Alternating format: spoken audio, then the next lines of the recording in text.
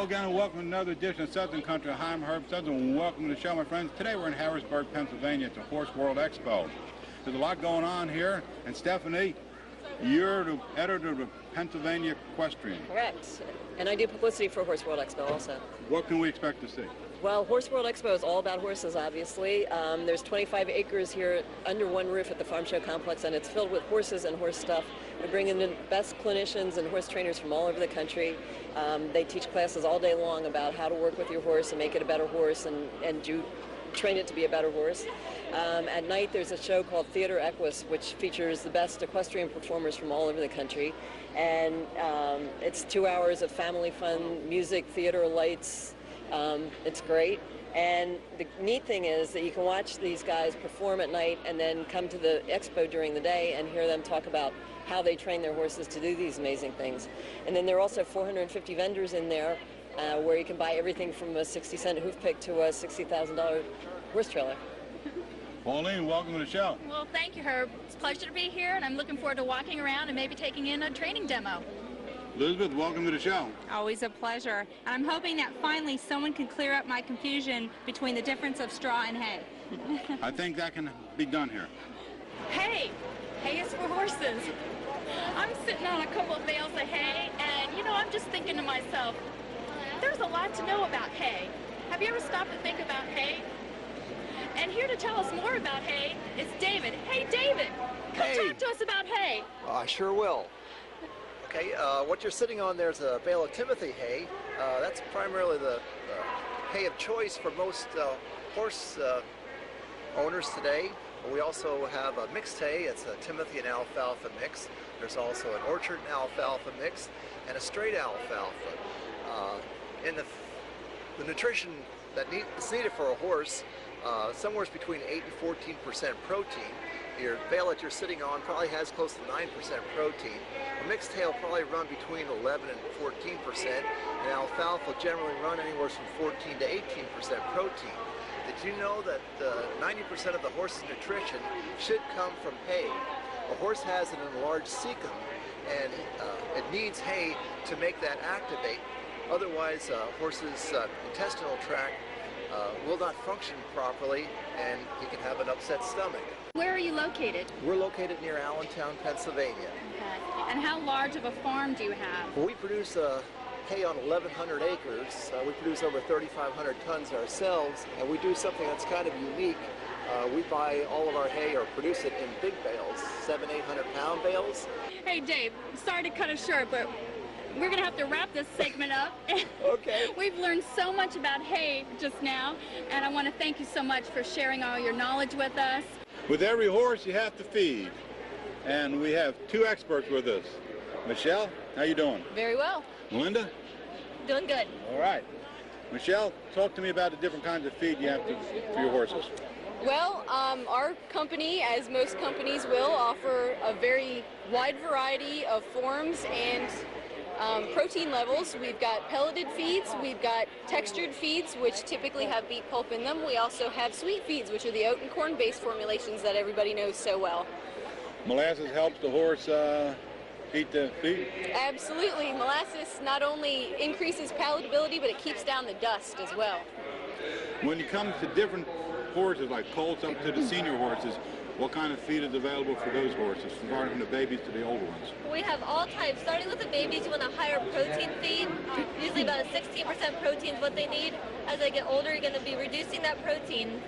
But then as they get to be a senior age, you're going to increase the protein again, just slightly, along with the fiber. I was looking at some of the feeds you have around here. Anything available with Thousand Island dressing?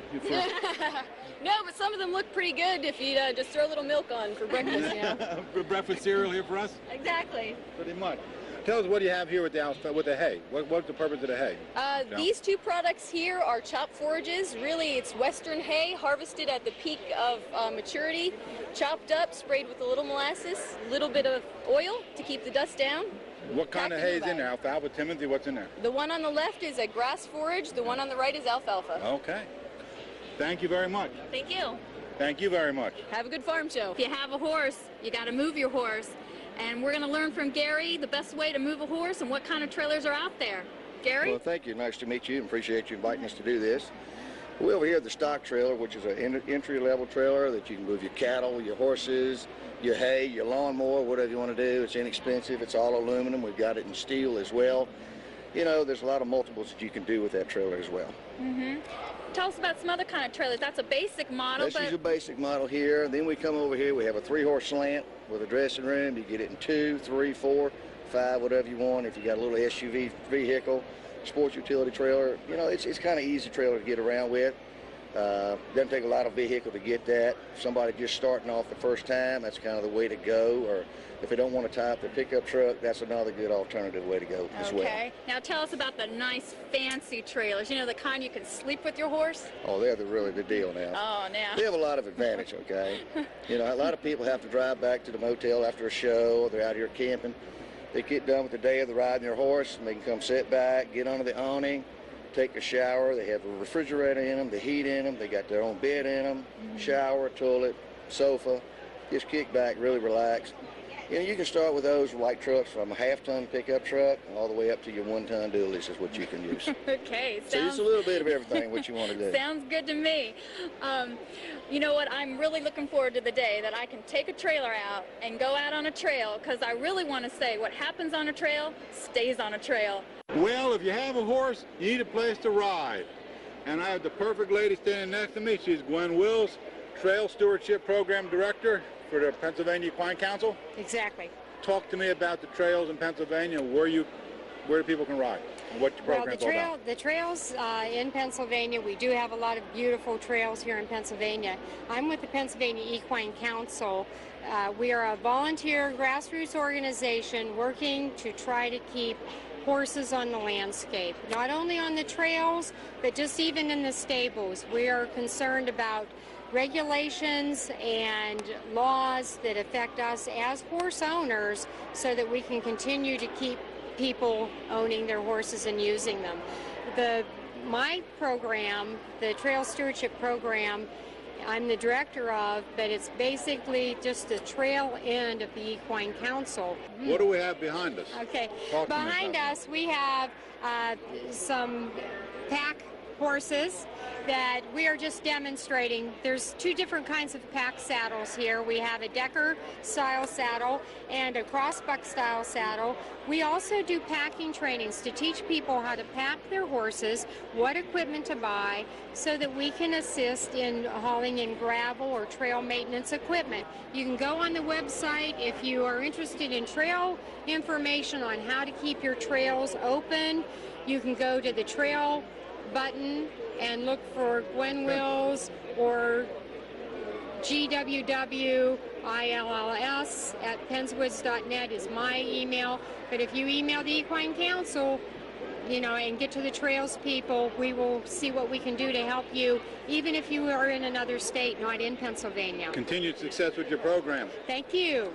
Well, when you have a horse, you're going to have somewhere to put that horse. Dave, when you're looking for a horse shed, what are some things to consider? You want to make sure that it has a pressure-treated base, so it's going to last you a long time. It doesn't rot out on you. We use white pine board and batten for the exterior. The interior, you want to make sure it's all oak framed, preferably oak kickboard. Make sure it's nice and solid. There's a lot of oak. Make sure there's oak for the frames. It's going to last you a long time. Okay, now is there insulation in these? Insulation, you can get the roofs insulated, like we do a metal insulated roof. Normally, you don't have the inside insulated. All right, how about carpet? You don't do carpet, you do rubber mats. Okay, now is that included in these sheds? Rubber mats? No, it's not. No, okay. And then generally, how long does it take to get one of these? Normally 2 to 4 weeks. Wow, and they come pre-constructed? Yes, we build them at the shop and bring them out on a truck and trailer, back up to your site, and put them right in your pasture ready to use. Wow, that's amazing. Well, we've learned one more thing here at the Horse World Expo. Thanks, Dave. Thank you.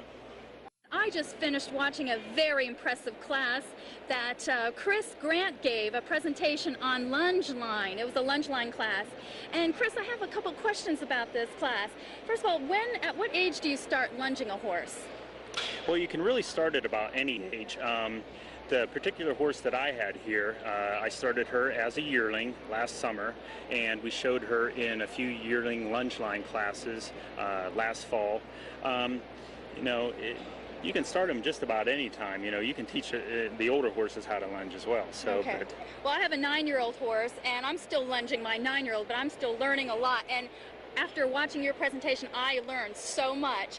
Another question, how long do you lunge the horse? And when is a good time to do it? Before you ride, after you ride? Definitely I would lunge before you ride. A lot of people lunge their horses to check to make sure that they're sound before they ride them. If you have an energetic horse, they lunge them to get a little bit of the energy out of them before they get on, you know, any bucks out of them before they get on. And as far as the age, you know, you can lunge them at any age. So like I said, we started this filly as a yearling, and then but you can teach your old horse how to lunge too. So okay, thank you. Is there anything in particular you'd like to highlight about your presentation? Oh, I had a good time here today, and hopefully it was a good learning experience, and hopefully people were able to pick up a few highlights about lunging their horses from this. So thank you. It certainly was. Well, thank you very much, Chris. Really appreciated it, and again, you did an excellent job. Thank you. Fine presentation. Thank you. Well, my friends, we're wrapping up this edition of Southern Country at the Horse Expo this year in Harrisburg, Pennsylvania, and George is here. George, you've got so many beautiful saddles here, but how could I ever decide which one to buy? How do I know? Well, the one you're sitting on is the world's most comfortable saddle. It's made by Bighorn. It's got a flex tree. It's got a padded seat, 2-inch padded seat. It's the most comfortable saddle in the world. Fitting you to a saddle is, when you sit on a saddle, this is a 16-inch saddle that you're sitting on. What you should have between here and your leg is 2 inches of finger, which is exactly what you have. So that's the exact fit that you should have. If it was 1 inch, it'd be too tight, your leg would rub up against here. And if you had 3 fingers, it'd be too wide, you'd slop around in the saddle and everything like this. But on this particular saddle you're sitting on, it is the world's most comfortable saddle. And you can't beat it. It's got all the features, 10-year guarantee with a flex tree, so it adjusts to the horse's back, which most saddles don't, but this one here does. Comes with a 10-year guarantee, like I said, made in Chattanooga, Tennessee. So in addition to being comfortable and a perfect fit for me, it's a perfect fit for the horse too. That's correct. This one's got full quarter horse bars. You've got a quarter horse saddle. This fits the saddle like it's supposed to fit. The bars are 7 inches in between here. Most people that put saddles on horses, you'll see on their withers where they have a white spot where it's been rubbed. That's because the saddle's not wide enough. They're semi-quarter horse bar saddles, are 5-inch bars, and they rub the horse. If you like me pinching in the back, you're going to wiggle, and the horses may wiggle, buck you off. This will fit a horse correct and fit you correct. Well, I think it fits this horse just fine. It fits that horse perfect. And that one won't buck you off either. It's a smooth ride so far. Yeah, so far it is. Well, thank you so much, George. Thank you. We appreciate it. Well, Pauline, well, Elizabeth, thank you very much for being part of Southern Country at the Horse Expo. Herb, it's been lots of fun. We learned so much. I enjoyed learning about all the hay and how to lunge a horse and all those neat things you can do. I mean, even the horse snacks look good enough to eat. I know. I asked. Remember I said to you, put a little 1,000-gallon dressing on and we can have dinner tonight. Or some milk for breakfast. Thanks, George, once again. Thank appreciate you. We appreciate you all stopping by. All right. Thank you.